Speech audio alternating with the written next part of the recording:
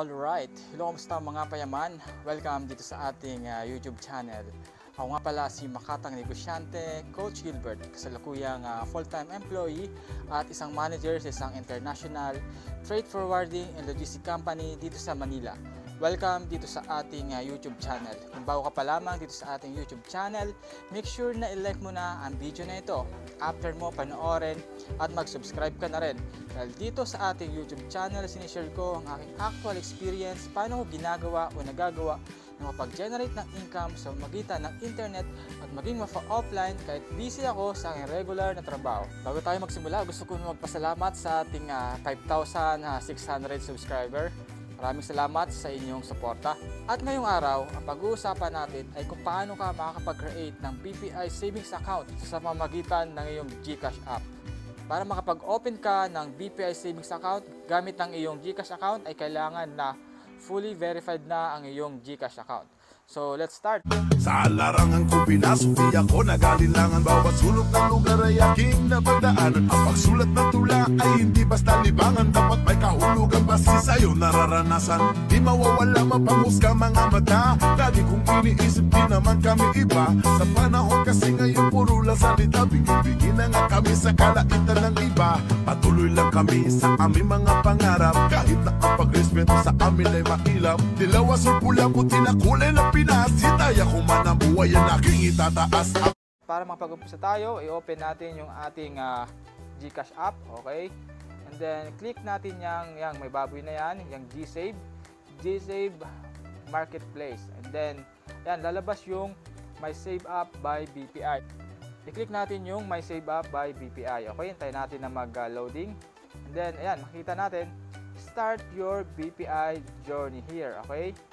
Transfer funds from your GCash wallet to your BPI My Save account and vice versa for free, okay?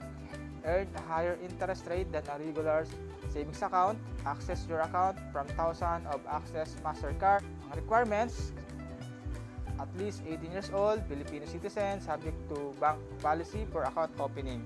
Ayan, click natin yung Open Savings Account, okay? Two option, proceed using BPI online account. Pag itong kinilik mo, pupunta ka sa mobile BPI app. So, ang pipiliin natin dito yung proceed using my GCash profile. Okay, click natin yan. Open BPI My Save account using GCash profile. Okay, so lalabas dyan yung name, birthday mo, mobile number, then email address. So, click natin yung I agree to the BPI Save Up terms and conditions. So, save up account nito, reminder lamang na mayroon itong maintaining balance na 3,000 pesos. So, click natin yan, confirm. Okay, yan. May mga terms and condition. Okay, basahin natin yan. If you have time, basahin mo yan. Okay, isa-isa. Okay. Medyo mahaba yan. Terms and condition na yan. Then, okay, kapag nabasa mo na, click natin yung I agree to BPI Save account terms and condition. Okay, click natin yun, confirm. And then kapag na-confirm na, okay, antayin natin mag-loading. Alright, yun, you have successfully opened BPI My Save account. Okay, halay dito, fund your account within 30 days to avoid permanent closure of your account. So, kailangan malagyan natin siya ng deposit amount na 3,000 pesos dahil yun ang maintaining balance niya. Okay, let's try kung paano nga ba mag-transfer ng 3,000 pesos dito sa ating ka-open lamang na BPI Save Out account. Okay, click natin yung okay. So, ayan, kita na natin. Diyan na yung aking account number nasa taas. And then, we have two options. Sa left side, ang withdraw. Then, sa right side, ay yung deposit. So, click natin yung deposit. So, lagyan natin kagad dito ng maintaining balance para hindi ma-close. Okay? Input natin. Ang i-deposit dito ay 3,500. So, make sure na may laman yung GCash app mo bago ka mag-transfer sa yung BPI Save Out account. Okay? Then natin. Yun. Na-redirect tayo sa ating GCash app. Ayan. Pay 3,500. So, i-click natin yan para makapag-proceed yung ating transfer.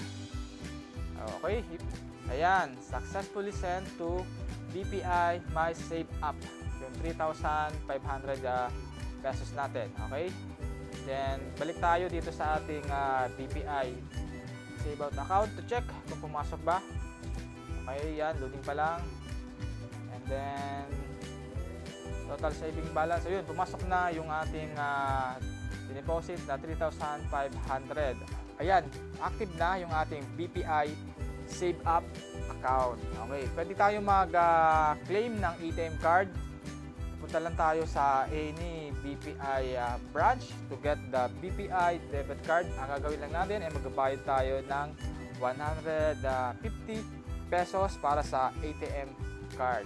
Ganun lang kabilis mag-open ng BPI Save Up account gamit ang iyong GCash app. Kailangan ay fully verified yung GCash account nyo bago kayo mag-open dito. So hanggang dito lang mga payaman. I hope na meron kayong natutunan.